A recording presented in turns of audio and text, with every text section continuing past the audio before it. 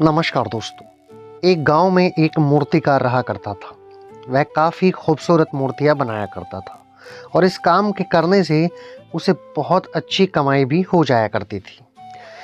कुछ दिनों बाद उसको एक बेटा पैदा होता है और उस बच्चे ने बचपन से ही अपने पिता के पास मूर्तियां बनानी शुरू कर दी। धीरे धीरे उसने मूर्ति बनाना सीख लिया। अब वह बहुत अच्छी मूर्तियां बनाया करता था और धीरे धीरे समय बीतता है। उसका लड़का अपने पिताजी से भी अच्छी मूर्तियां बनाना शुरू कर देता है। पिता अपने बेटे की कामयाबी पर बहुत खुश हुआ और गर्व महसूस करने लगा। लेकिन जब भी वह मूर्तियां बनाता, हर बार अपने बेटे की मूर्तियों में कोई ना कोई कमी निकाल दिया करता। वह अपने बेटे से कहता, बहुत अच्छा काम किया है बेटा, लेकिन अगली बार इस कमी को दूर करने की कोशिश करना।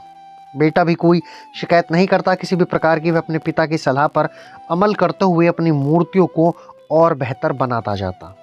इस लगातार सुधार से बेटे की मूर्तियां अपने पिता से तो कहीं अच्छी बनने ही लगी, परंतु वो बहुत विशिष्ट होती और उनको बहुत ऊंचे दामों पर वो बेच देता था।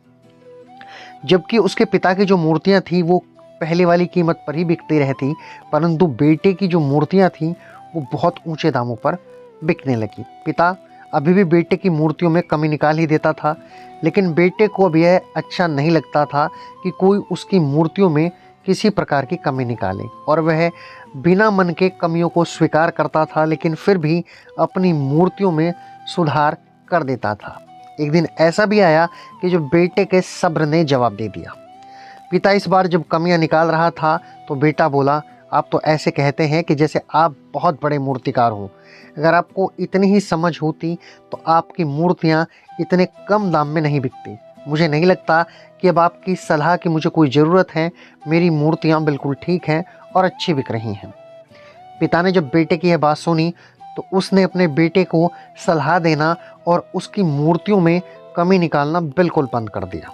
कुछ महीने तो वह लड़का खुश रहा, लेकिन फिर उसने महसूस किया कि लोग अब उसकी मूर्तियों को इतनी तारीफ नहीं देते हैं और ना ही पहले जैसे रेट्स मिलते हैं। जैसे पहले ऊंचे दामों में उसकी मूर्तियां बिक जाया करती थी, अब वो धीरे धीरे कम होने लगे हैं।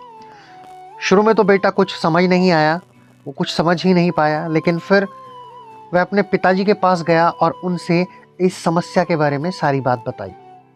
उसके पिताजी ने बेटे की बातों को बहुत शांति से सुना, जैसे कि उन्हें पहले से पता था कि एक दिन इस प्रकार की सिचुएशन आएगी, एक दिन ऐसा भी होने वाला है। बेटे ने भी इस बात को नोटिस किया और पूछा, क्या आप जानते थे कि ऐसा होने वाला है? पिता ने कहा, हाँ, मैं ऐसा जानता था कि यही होगा। आज से कई साल पहले मैं भी इस हालात से टकराया था, मैं भी इन हालातों से गुजरा था। तब बेटे ने सवाल किया, तो फिर आपने मुझे समझाया क्यों नहीं? पिताजी ने जवाब दिया, क्योंकि तुम समझना नहीं चाहते थे।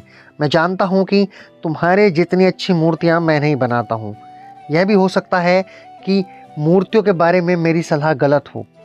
ऐसा भी नहीं है कि मेरी सलाह की वजह से कभी तुम्हारी मूर्ति बेहतर बनी हो, लेकिन जब मैं तुम्हारी मूर्तियों में कमियाँ दिखाता था तब तुम अपनी बनाई गई मूर्तियों से संतुष्ट नहीं होते थे और ख़ुद को और बेहतर करने की कोशिश करते थे, और वही बेहतर होने की कोशिश तुम्हारी कामयाबी का एक बड़ा कारण बनी। लेकिन जिस दिन तुम अपने काम से संतुष्ट हो गए और तुमने मान लिया कि अब इससे बेहतर होने की कोई गुंजाइश ही नहीं बची है, तब तुम्हारी कामयाबी रुक गई। लोग हमेशा तुमसे बेहतर की उम्मीद रखते हैं और यही कारण है कि अब तुम्हारी मूर्तियों के लिए तुम्हारी तारीफ नहीं होती और ना ही उनके लिए तुम्हें पहले जैसे रेट्स मिलते हैं। बेटा थोड़ी देर चुप रहा और फिर उसने अपने पिता से सवाल किया, तो अब मुझे क्या करना चाहिए? पिता ने एक लाइन में इसका जवाब दिया, असंतुष्ट होना सीख लो। मान लो कि तुम में हमेशा बेहतर होने की गुंजाइश बाकी है। यही एक बात तुम्हें हमेशा आगे बढ़ने के लिए प्रेरित करती रहेगी, तुम्हें हमेशा बेहतर बनाती रहेगी। इस कहानी का मोरल ऑफ द स्टोरी ये है कि यार, यदि आप अपने काम से 100% संतुष्ट हो जाते हैं तो आप बेहतर नहीं बनते हैं। हमेशा अपने काम में सुधार करिए, अपने काम को पहचानिए, अपने काम को देखिए।